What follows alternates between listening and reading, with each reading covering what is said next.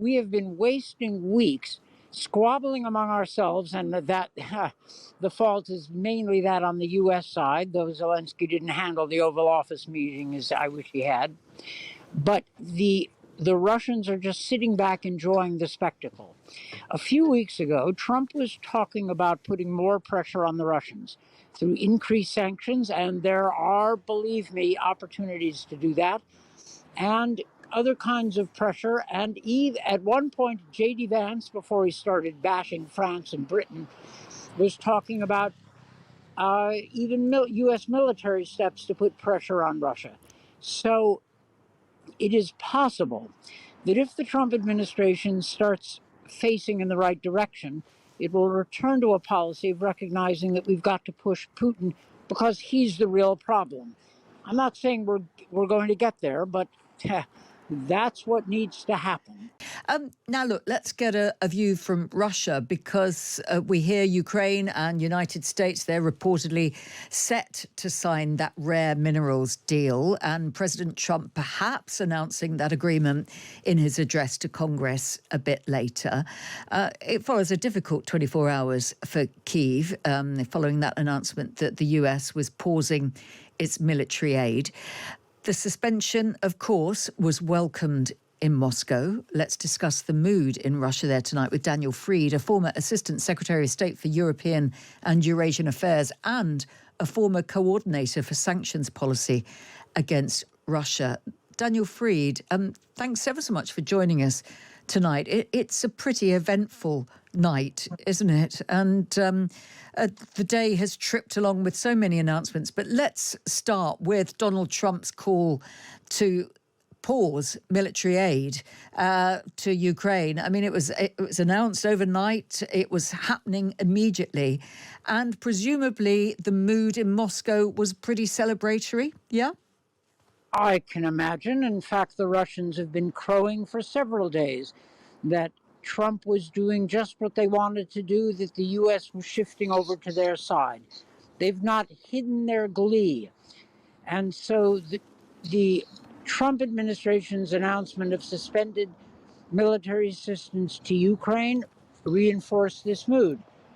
But as you suggested, it's been a roller coaster of a day, because a few hours ago, President Zelensky issued finally the sort of statement of regret for the Oval Office meeting and support for President Trump's peace initiative on Ukraine that the White House had been demanding. He issued this, and a few hours later, the story came out that the Trump administration was looking forward to signing the minerals deal. So, are relations back on track? Well, I wouldn't necessarily go that far, but it's a much better situation now than it appeared 12 hours ago. We just don't know, do we, from hour to hour, how things might go. But even if the minerals deal is signed, and we don't know whether that will come with some security assurances as President Zelensky originally sought, but even if it's signed, will that bring Russia, will it bring President Putin to the table? Oh, certainly not. We have been wasting weeks squabbling among ourselves, and that the fault is mainly that on the U.S. side, though Zelensky didn't handle the Oval Office meeting as I wish he had. But the Russians are just sitting back enjoying the spectacle. A few weeks ago, Trump was talking about putting more pressure on the Russians through increased sanctions, and there are, believe me, opportunities to do that, and other kinds of pressure. And at one point, J.D. Vance, before he started bashing France and Britain, was talking about even U.S. military steps to put pressure on Russia. So it is possible that if the Trump administration starts facing in the right direction, it will return to a policy of recognizing that we've got to push Putin because he's the real problem.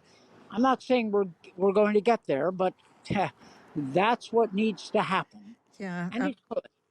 I mean, economic sanctions, there's talk, isn't there? There's certainly calls for more to be done about the seized Russian assets in Europe as well. Are there more areas where sanctions could be toughened up as a threat or as a positive action against Russia? Well, if you want to put more pressure on Russia, build on what the Biden administration did when it was going out the door. Sanctions on Russia's oil exports, sanctions on the Ghost Fleet that's transporting the oil, and go to kill off as much as you can of the Russian natural gas and LNG industry. There is stuff that could be done. There's more that could be done, certainly. Now, yesterday, there were some articles that the Trump administration was considering plans to lift sanctions. That's not bad as a potential carrot at the end of negotiations if the Russians adhere to their terms. It's a terrible idea as a preemptive concession. But I think the Trump administration, and I think President Trump himself, loves to express options. So a good option, a tough option, that's all out there. And the Trump administration is going to have to grapple with the fact that Putin really is the problem. And if Trump wants a deal on Ukraine, he's got to push back against the Kremlin. And of course, it all comes down to the borders, the parts of land. If they're seized, do they go back to their original owners? Does Zelensky have to concede some areas? There is so much under discussion. I mean, the fighting is still going on, even while we're talking about all of this. Sure it is. The outline of a deal is not that hard to think through. A ceasefire in place, but nothing that requires Ukraine to recognize Russian conquests.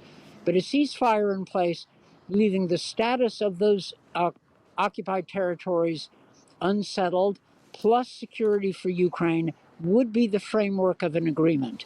And if it works out, then in some sense, Ukraine could become this century's version of West Germany. That is, secure, although divided, with no concession that the occupied parts belong to Russia. Now, Putin will hate this, of course, which is why we should be prepared to put more pressure on Putin. And I must say, the British and French have stepped up magnificently because the offer to put troops on the ground really would change the equation. Putin will hate it, but this is something he hadn't counted on. And British and French are going to ask for American backup, and I think we should provide it, though it's not clear whether the Trump administration will. Thank you very much, Daniel Fried, for your comments there and your analysis. You're a former Assistant Secretary of State for European and Eurasian Affairs and a former coordinator for sanctions policy against Russia. You're listening to Carolyn Quinn here on Times Radio.